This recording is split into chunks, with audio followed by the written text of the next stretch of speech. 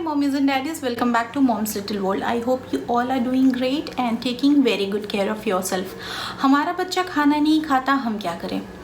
ये बहुत सारी मदर्स की सबसे बड़ी टेंशन होती है। माहिरा के कुछ वीडियोस जो मैंने यूट्यूब पे डाले हुए थे और कुछ जो मैं स्टोरीज़ में लगाते रहती हूँ अधिकतर इंस्टाग्राम पे, उसे देख के बहुत सारी मदर्स की मुझे ये क्वेरीज आई थी कि आप अपना एक्सपीरियंस हमारे साथ ज़रूर शेयर करें कि कैसे आपकी बेटी इतने अच्छे से फूड को एंजॉय कर लेती है। तो सबसे पहली बात तो मैं आपको ये बता दूं कि मायरा एक बहुत ही फसी ईटर थी और उसे खाना बिल्कुल भी नहीं, वो देखना भी नहीं चाहती थी खाने की तरफ। जबकि माही जो मेरा बड़ा बेटा है, इज़ 5 years old एंड बचपन से ही उसने मुझे कभी ऐसा परेशान नहीं किया। बीच में एक ऐसा फेज़ आया था जिसमें उसने हमें बहुत परेशान किया था खाने को लेके। तो आज का ये वीडियो इसी टॉपिक पे है कि अगर आपका बच्चा खाना नहीं खाता है तो क्या करना चाहिए। आज मैं आपसे कुछ इंपॉर्टेंट पॉइंट डिस्कस करूंगी जो हमारे अपने एक्सपीरियंस के ऊपर बेस्ड है और हमारी रिसर्च के ऊपर बेस्ड है। वीडियो शुरू करने से पहले एक रिक्वेस्ट है, अगर आप हमारे चैनल पर न्यू हैं तो प्लीज़ हमारे चैनल को सब्सक्राइब करें। अगर ये वीडियो पसंद आए तो लाइक कीजिए और अपने जैसे जितने भी फेलो पेरेंट्स हैं या जिनकी भी इससे हेल्प हो सके, जो भी मदर्स इस क्वेश्चंस को लेके परेशान हैं कि बच्चे को खाना कैसे खिलाएं, तो प्लीज़ उनके साथ ये वीडियो ज़रूर शेयर करें। आप सबकी हेल्प करेंगे ऐसा करके। So let's start the video. So the number 1 point जो मैं आपसे डिस्कस करने जा रही हूँ वो है बच्चों के रूटीन को लेके।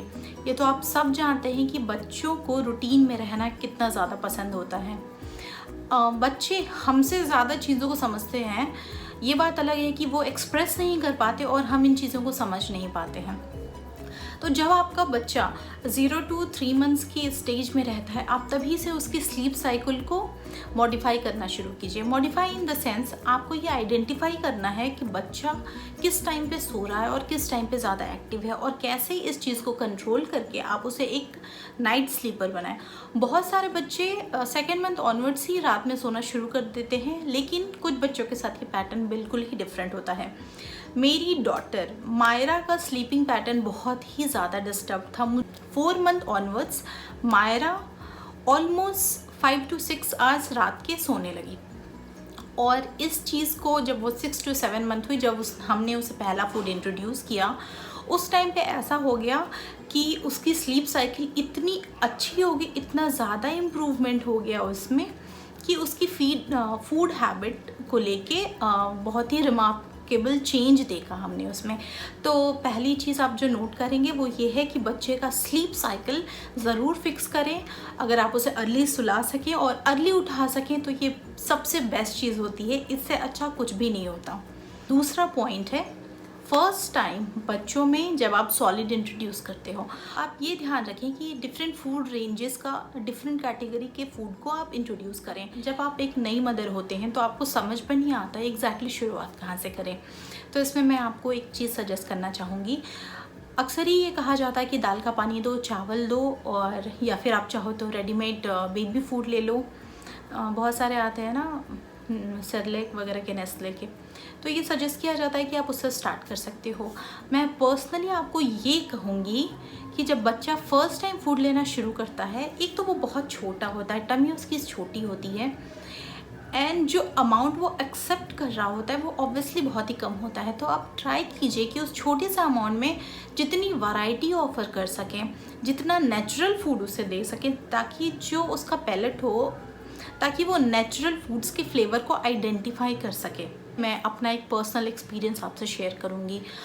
मेरी मदरहुड जर्नी का जो सबसे वर्स्ट फेज़ था वो था जब मेरी डॉटर मायरा 6 से 10 महीने की एज ग्रुप में थी। बहुत सारे ऐसे दिन थे जिसमें शायद मैं 24 घंटे में 2 या 3 ही घंटे सो पाई थी। इतना टायरिंग हो जाता था सब कुछ मैनेज करना, but still because she was a dam फसी ईटर। फूड को देखते ही उसने मतलब मुँह ही नहीं खोलना था, बिल्कुल मुँह ऐसा बंद कर लेती थी। हमारे पास एक ही ऑप्शन बचा हुआ था, वैरायटी ऑफ फूड्स ऑफ़र करना। एक दिन में अगर मायरा 1 स्पून भी एक्सेप्ट करती थी, वो भी मेरी बिग डील हुआ करती थी। मैंने 3 डिफरेंट चार्ट्स बना रखे थे अपने किचन में, इसलिए ताकि मुझे उस टाइम पे सोचना ना पड़े। हमारे फ्रिज में ऐसा कोई भी वेजिटेबल या फ्रूट्स नहीं था जो हम स्टफ़ करके नहीं रखते थे। अब तीसरा बहुत ही इम्पॉर्टेंट एंड क्रूशियल पॉइंट है, वो है फूड का टेक्सचर। बहुत से पेरेंट्स यहाँ पे ह्यूज मिस्टेक कर जाते हैं। हर एज के हिसाब से आपको अपने फूड का टेक्सचर चेंज करना होता है जो आप बेबी को ऑफ़र कर रहे होते हो। जब बच्चा 6 मंथ का होता है तो जनरली हम उसे बहुत ही रनी सॉलिड प्रोवाइड करते हैं। जैसे ही बच्चा 7-8 मंथ्स में एंटर कर रहा होता है, आप उस टेक्सचर को, रनी टेक्सचर को थोड़ा सा सेमी रनी कर देते हो, या आप ऐसा कह सकते हो कि थोड़ा दरदरा, जो आप फील कर सको अपने हाथों के बीच में। एंड 8 मंथ्स ऑनवर्ड आप ऑलमोस्ट मैश्ड दे सकते हो, और बच्चा वो जिस तरीके से च्यू करना शुरू करता है, उसके गम्स बहुत स्ट्रांग होते हैं। बहुत सारे बच्चे अभी तक टीदिंग भी करना शुरू कर देते हैं, तो वो जितना च्यू करते हैं उन्हें खाने का फ्लेवर आता है। कहते हैं ना, चबा के खाओ तो खाने का स्वाद ज़्यादा आएगा। तो ऑलवेज फोकस करें टेक्सचर। कई बार ऐसा होता है कि बच्चा अगर खाना नहीं खा रहा तो हम क्या करते हैं कि दाल में भिगो दिया या सब्जी में भिगो दिया और बहुत अच्छे से पूरा मैश कर दिया। इवन 1 ईयर या 1.5-2 साल के बच्चे को भी मैश कर दिया और खिला दिया फटाफट। खिचड़ी पूरी गीली सी कर दी और फटाफट खिला दिया, ओट्स खिला दिया। तो ये सारी चीज़ें अगर आप रेगुलर बेसिस पे करोगे और उन्हें टेक्सचर्ड फूड नहीं दोगे तो एक बहुत ही लंबे टाइम तक आपको स्ट्रगल करना पड़ेगा। तो ट्राई करें, अगर स्ट्रगल ही करना है तो बिफोर 1 ईयर करें, ताकि वो धीरे धीरे उन चीज़ों के टेक्सचर को समझ चुका होगा, उसे मज़ा आने लगेगा खाने में, चपाती खाने में, डोसा खाने में। ऐसी चीज़ें दें जो सॉफ्ट भी हैं, घी के साथ आप लपेट के दे दें, लेकिन बिल्कुल दाल में डिप करके मल के ना दें। 4th point is stop breast feeding by the time the child turns 2 years old। जब बच्चा 2 साल का हो जाता है तब आपको ब्रेस्ट फीडिंग नहीं करानी चाहिए। स्टैंडर्ड्स WHO ने भी यही रिकमेंडेशन दी हुई है। बहुत सारे पेरेंट्स इससे पहले भी रुकवाते थे, ये कम्प्लीटली उनकी चॉइस है। बहुत सारे पेरेंट्स इसके बाद भी कंटिन्यू करते हैं, ये भी कम्प्लीटली उनकी चॉइस है। I am not here to जज एनीवन, मैं सिर्फ अपनी एक्सपीरियंस आपको बताऊंगी। मायरा बहुत ही अच्छे से, जैसे मैंने आपको बताया, एक फसी ईटर थी और बाद में हमारे बहुत सारे एफर्ट के बाद उसने बहुत अच्छे से फूड को एक्सेप्ट कर लिया था। उसने खाना बहुत ही एक गुड बच्चे की तरह खाना शुरू कर दिया था। लेकिन इट वॉज अराउंड 17-18 मंथ जब I think she was teething, molars आ रहे थे उसके, और उसने मुझे बहुत ट्रबल किया। उस टाइम पे शी वॉज ब्रेस्ट फीडिंग, और ऐसा पैटर्न बना लिया था उसने कि वो पूरे दिन में सिर्फ 2 मील्स ले रही थी, ना स्नैक्स ले रही थी, ना आउटसाइड मिल्क लेना चाह रही थी। पहली चीज़ मैंने उस टाइम पे एक्ट की, I stopped breast feeding her. It was a difficult phase, I can say the worst phase. I was not sleeping through the nights.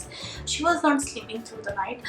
But good point ये रहा कि ये सिर्फ 10 दिनों तक चला, ओनली 10 days। हाँ, और उसके बाद सारी चीज़ें इम्प्रूव हो गई। जब वो सुबह उठती थी उसे बहुत भूख लगी रहती थी, और वापस से उसका रूटीन बिल्कुल वैसा ही बन गया। And she was back to 3 meals and 2 snacks in a day. So please do it. Next point जो है कि बहुत सारे पेरेंट्स ये गलती करते हैं कि वो घड़ी देख के खिलाते हैं। जैसा कि एक बहुत ही फेमस कोट है, every baby is different, every person is different. एक बेबी भी एक पर्सन होता है और एक इंडिविजुअल होता है, तो ये चीज़ बहुत ध्यान देने की बात है। हर एक बच्चे का अपना मेटाबॉलिज्म होता है और अपनी कैपेसिटी होती है। ये भी डिपेंड करता है कि आपके बच्चे ने कितना ज़्यादा फिजिकली एक्ट किया है, वो कितना ज़्यादा फिजिकली एक्टिव है। कई दिन ऐसा होता है कि बच्चे उतना खेलते नहीं हैं तो उनकी भूख ज़्यादा नहीं बढ़ती है, और कई दिन बच्चे इतना ज़्यादा खेलते हैं कि जहाँ आपका बच्चा 2 स्पून खाता था वो 4 स्पून खा लेता है। तो I don't believe in this fact कि बच्चे ने 9 बजे खाया तो अब नेक्स्ट मील आपको 11 बजे खिलानी ही है। कई बार ये 12 भी हो सकता है और कई बार ये बिल्कुल 11 हो गया या शायद उससे पहले भी हो सकता है। तो प्लीज़ आप इस चीज़ को ध्यान में रखें। द 6th पॉइंट इज 2 मील के बीच में आप उसे क्या ऑफर करते हैं। आई मीन टू से आप उसे क्या स्नैक ऑफर कर रहे हैं। ब्रेकफास्ट के बाद जनरली आप जब लंच करते हैं तो 1:30 से 2 बजे के बीच में हर कोई लंच कर लेता है, या 1 से 2 बजे के बीच में। ये जो बीच का टाइम होता है 9-10 बजे से लेकर 2 बजे के बीच में, उस टाइम बच्चों को हल्की सी भूख लगी होती है। अगर इस टाइम पे आप बहुत हैवी सा स्नैक दे दो, ओट्स दे दो, पोहा दे दो, या चीला दे दिया, या फिर शाम के टाइम पे आपने लेट इवनिंग बच्चे को कुछ दे दिया 6 बजे के अराउंड, कुछ हैवी सा, और बच्चा इतना खेल नहीं पाया। इस टाइम पे वैसे भी बच्चे पार्क नहीं जा रहे हैं, तो अगर बच्चा उतना ज़्यादा खेल नहीं पाया तो ऑब्वियसली जो नेक्स्ट मील होगी वहाँ उसकी भूख कम हो जाएगी। कई बार ऐसा होता है कि बच्चे खेलते खेलते कुछ रेडीमेड स्नैक उठा लेते हैं, जैसे बिस्किट ले लिया, नमकीन ले लिया, या कुछ चॉकलेट्स ले, यू नेवर नो।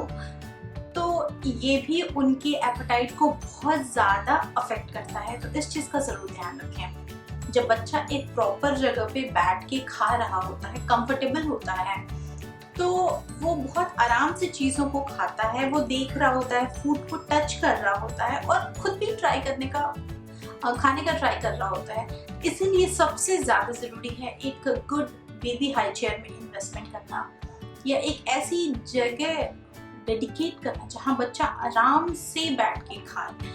जब मायरा 5 मंथ की थी तब हमने बेबी हाई चेयर खरीद लिया था और हमने मायरा को वहीं बैठा के खिलाने की प्रैक्टिस आई, क्योंकि बच्चा जितना छोटा रहता है वो हैबिट्स को उतनी जल्दी अडाप्ट कर लेता है। जैसे अब आपने ये सारी चीज़ें कर ली, फिर भी आपका बच्चा खाना नहीं खा रहा है, तो ऐसे कौन सी चीज़ है जो आप चूक रहे हैं, जो आप नहीं कर रहे हो और आपको करनी चाहिए। तो मेरा नेक्स्ट इम्पॉर्टेंट पॉइंट है, the 8th point which is very important is meal time को एक फैमिली टाइम बनाइए। जी हाँ, ये सिर्फ बड़े लोगों के लिए नहीं होता है, छोटे बच्चों के लिए तो और ज़्यादा इम्पोर्टेंट हो जाता है। तो ब्रेकफास्ट और डिनर टाइम हम चारों लोग साथ में करना हमने स्टार्ट किया और इसका एक बहुत ही रिमार्केबल असर हमने देखा। She started enjoying different categories of food. उसने भिंडी भी खाई, उसने लौकी भी खाई, उसने करेला भी खाया। And today is the date कि मेरी बेटी हर एक फूड कैटेगरी खाती है। ऐसा नहीं कि राजमा और छोले नहीं खाना है, पास्ता नहीं खाना है, पालक नहीं खाना है, उसे साग भी उतना ही पसंद है, उसे लौकी भी पसंद है और उसे क्या बोलते हो आप, आई डोंट नो, रिच गोल वो भी खाती है। तुरई की सब्जी कहते हैं, she loves that also. Last point है किसी भी तरीके का डिस्ट्रैक्शन को अवॉइड करना, जैसे कि screen time. Please try to avoid mobile phone, TV, हमें स्टार्टिंग में ऐसा लग रहा होता है कि चलो बच्चे ने 2 बाइट तो ले ली, थोड़ा सा तो खा लिया, काम थोड़ा सा तो ईजी हो गया। लेकिन इवेंचुअली क्या होता है, बच्चे को उस चीज़ की इतनी ज़्यादा हैबिट हो जाती है कि वो एक बार अगर खाना ले लेता है तो बहुत देर तक वो अपने माउथ में नहीं रखेगा और उसे अच्छे से च्यू नहीं करेगा, क्योंकि उसका अटैचमेंट या उसका पूरा कॉन्सेंट्रेशन उस स्क्रीन के ऊपर है, उन कैरेक्टर्स के ऊपर है जिन्हें वो देख रहा होता है, ना कि उस फूड के ऊपर है। तो ट्राई करें कि कुछ खिलौने देके या स्टोरी बुक्स या बुक्स दिखा के कुछ भी करके बच्चे को आप खिलाएं, बट टीवी और स्क्रीन टाइम को प्लीज अवॉइड करें। एंड आई होप ये जितने भी पॉइंट्स होंगे इसमें से आपको ज़रूर हेल्प मिलेगी।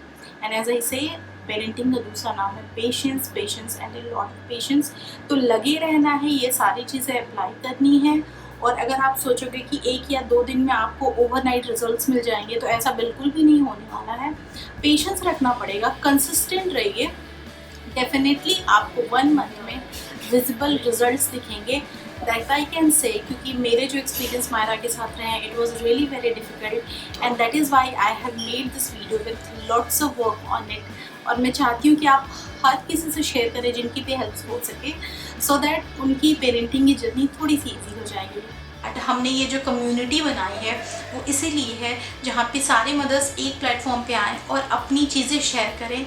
सो please join our communities, hit the subscribe button and hit the bell icon, ताकि आपको सारे नोटिफिकेशन मिलते रहें। Till then, bye bye.